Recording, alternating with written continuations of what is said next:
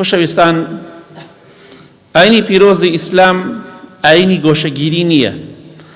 ئاینێک نییە فەرمانی بە ئێمە کردبێ گۆشەگیر بین. ئاینێک نییە فەرمانی بە ئێمە کردبێت ڕوومان گرژ بێ.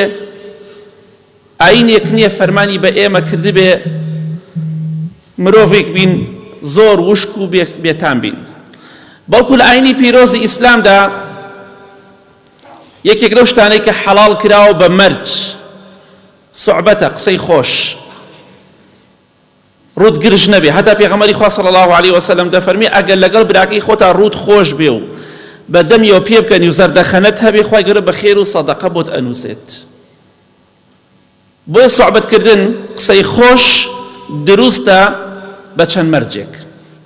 سوعبەت و قسەی خۆش دروستە بە مەرجێک ئەو قسە خۆشانە کە دەیکەی، ئەو سوعبەتەی کە دەیکەی گاڵتەکردنی تیانە بێ بە دینی خوا. واتە شتێک نەڵێی بە ناوی گاڵتە و قسەی خۆشەوە سوکایەتی بێ بە خوای گەورە، بە پێغەمبەری خوا صلی الله علیه وسلم، بە دروشم و شیعارەکانی ئیسلام گاڵتەکردن بە ڕیش بێ، بە ئابا و باڵاپۆشی بێ، بە سیواک بێ، بە سونەتێک لە سونەتەکان بێت، گاڵتەکردن بێ بە کەعبەی پیرۆز، بە مەکە، بە مەدینە، بە دروشمە گەورەکانی ئیسلام. ئەمە ترسناکە. بەڵام ئەگەر گاڵتەکردن بە دین نەبێت، ئەمە مەرجی یەکەمە. بەڵێ کۆمەڵێک منافق لێکێ لە غەزاکاندا ئەو بوو باسی سەحابەکانی پێغەمبەری خۆیان کرد صلی الله علیه وسلم.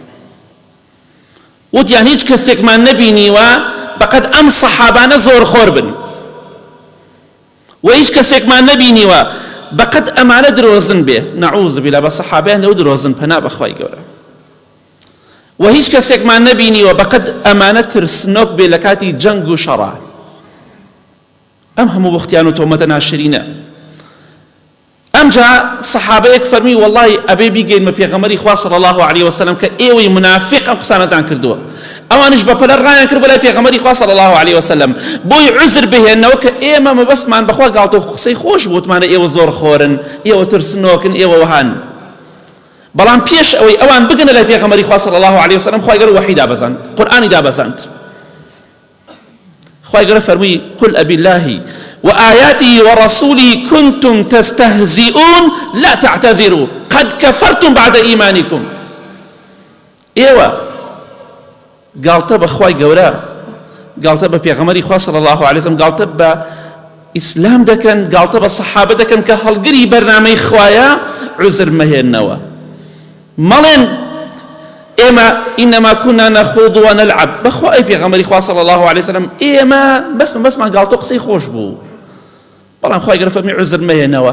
مادەم گاڵتەتان بە ئیسلام کرد، سوکایتیتان بە ئیسلام کرد، تووشی کوفر بوون، بێباوەڕ بوون، دوایەوە کە ئیمانتان هێنا.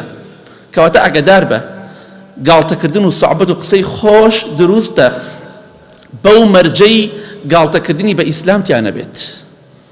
تۆ بە ناوی سوعبەت و گاڵتە بە خوای گەورە بکەی، نەعوذ بالله، گاڵتە بە پێغەمبەری خوا بکەی صلی الله علیه وسلم، گاڵتە بە ئیسلام بکەی و بە شتێک لە ئیسلامە هاتووە، گاڵتە بێ و ڕاست بێ لای خوای گەورە بە کوفر ناوت براوە، بە گاڵتەیش بیڵێ خوای گەورە ئیمانەکەت هەڵەوەشێنێتەوە. کەواتە سوعبەت، قسەی خۆش دروستە بە مەرجێ گاڵتەی تیانە بێ بە ئیسلام.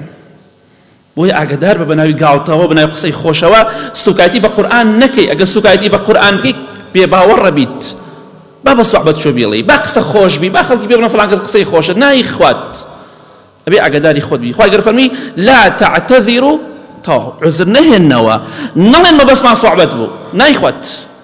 گاڵتەکردن بە ئیسلام، بە دروشمی ئیسلام، بۆی کە لە ئیسلامدا لە قورئان و حەدیث هاتووە گاڵتەکردن پێی، سوکایەتیکردن پێی کوفرە، بێباوەڕیە. بۆی عذر و پاسەوهێنانەوەی ناوێت. گاڵتە بە بەهەشتەکە، گاڵتە بە دۆزەخەکە نابێت. شتانە زۆر مشکیلەیە. گاڵتە بە قیامەتەکە، کێ لە قیامەت هاتۆتەوە ئەم قسە ئینسان پێی کافرە بێت. نعوذ بالله، چۆن شتی وا دەڵێی؟ بۆی ئاگادار بین. خاڵی یەکەم دروستە سوعبەت و قسەی خۆش بە مەرجێک سوکایەتیکردن و بێڕێزی بەرامبەر بە دینی ئیسلام تێدا نەبێ، قورئان و حەدیث.